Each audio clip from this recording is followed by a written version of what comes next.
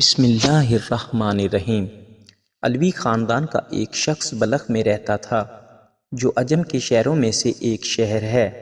اس کی بیوی اور لڑکیاں تھیں اور اللہ تعالیٰ نے انہیں ہر قسم کی نعمتیں عطا کی تھیں۔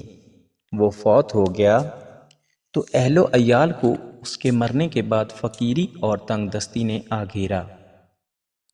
چنانچہ وہ بیوہ علویہ عورت اپنی لڑکیوں کو ساتھ لے کر کسی دوسرے شہر میں چلی گئی تاکہ دشمن کے طعنہ و تشنیع سے بچے۔ اتفاقاً ان کا نکلنا بھی سخت سردی کے موسم میں ہوا۔ جب شہر میں داخل ہوئی تو اپنی لڑکیوں کو ایک غیر آباد مسجد میں بٹھایا اور خود ان کے کھانے کے بندوبست کے لیے شہر چلی گئی۔ اس کا گزر دو جماعتوں پر ہوا۔ ایک جماعت تو ایک مسلمان کے پاس جمع تھی جو شیخ البلاد تھا یعنی میّر، اور دوسری ایک مجوسی کے پاس جو کہ اس کا نائب تھا۔ پہلے تو گئی مسلمان کے پاس اور اس کو اپنا واقعہ سنایا اور کہا کہ میں ایک علوی شریف خاندان کی عورت ہوں اور میرے ساتھ یتیم لڑکیاں ہیں جن کو میں نے ایک غیر آباد مسجد میں بٹھایا ہے، اور آپ سے آج کی رات کا کھانا مانگتی ہوں۔ اس نے کہا کہ کوئی گواہ لا میرے پاس کہ واقعی تو علوی خاندان کی عورت ہے۔ اس نے کہا میں ایک اجنبی عورت ہوں، اس شہر میں مجھے کوئی نہیں جانتا۔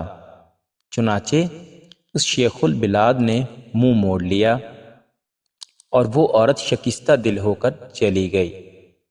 پھر وہ اس مجوسی آدمی کے پاس آئی اور اپنا حال اس کے سامنے بیان کیا کہ میرے ساتھ لڑکیاں ہیں اور میں ایک علوی شریف خاندان کی عورت ہوں، اور شیخ البلاد کے پاس جانے کا قصہ بھی سارا بیان کیا۔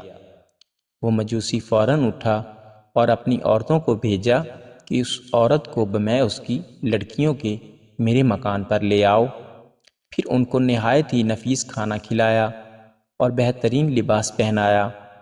جب آدھی رات ہوئی تو شیخ البلاد نے خواب میں دیکھا کہ قیامت قائم ہو گئی ہے اور جھنڈا نبی اکرم صلی اللہ علیہ وسلم سر پر رکھا گیا، اور ایک محل ہے سبز یاقوت کا جس کے کنارے یاقوت کے ہیں اور اس میں مرجان و یاقوت جڑے ہوئے ہیں۔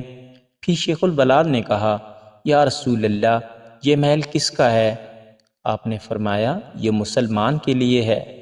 تو اس نے کہا یا رسول اللہ، میں مسلمان ہوں۔ تو آپ نے فرمایا میرے پاس گواہ لا کہ واقعی تو مسلمان ہے۔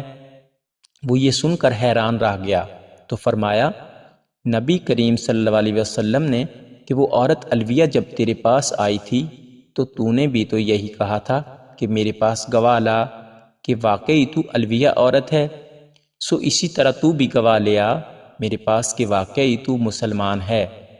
جب خواب سے بیدار ہوا تو نہایت غمزدہ پریشان تھا۔ بیدار ہوتے ہی دریافت کیا کہ وہ عورت کہاں ہے۔ جب معلوم ہوا کہ وہ عورت مجوسی کے گھر میں ہے، اس نے آدمی بھیجا کہ مجوسی کو میرے پاس لاؤ۔ چنانچہ وہ لایا گیا تو اس نے اس کو کہا کہ میں یہ عورت علویہ تجھ سے مانگتا ہوں اور میں لڑکیوں کے۔ اس نے کہا یہ کام بہت مشکل ہے، مجھ کو بلا شبہ بہت برکات حاصل ہوئی ہیں۔ اس نے کہا مجھ سے 1000 دینار لے لے اور ان کو مجھے دے دے۔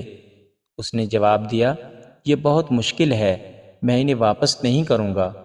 مجوسی نے کہا جو چیز آپ چاہتے ہیں میں اس کا زیادہ مستحق ہوں، اور وہ محل جو آپ نے خواب میں دیکھا وہ میرے لیے بنایا گیا ہے۔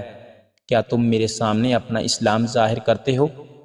اللہ کی قسم جب تک میں اور میرے اہل و عیال تمام کے تمام اس علویہ کے ہاتھ پر مسلمان نہیں ہوئے رات کو سوئے نہیں تھے۔ میں نے خواب میں اسی طرح دیکھا تھا جس طرح تم نے دیکھا ہے، اور مجھے رسول اللہ صلی اللہ علیہ وسلم نے فرمایا کہ وہ عورت علویہ اور اس کی لڑکیاں تیرے پاس ہیں۔ میں نے عرض کیا جی یا رسول اللہ۔ تو آپ نے فرمایا یہ محل تیرا اور تیرے گھر والوں کا ہے، تو اور تیرے گھر والے تمام جنتی ہیں۔ مزید ایسی دلچسپ ویڈیوز دیکھنے کے لیے ہمارے چینل کو سبسکرائب کریں۔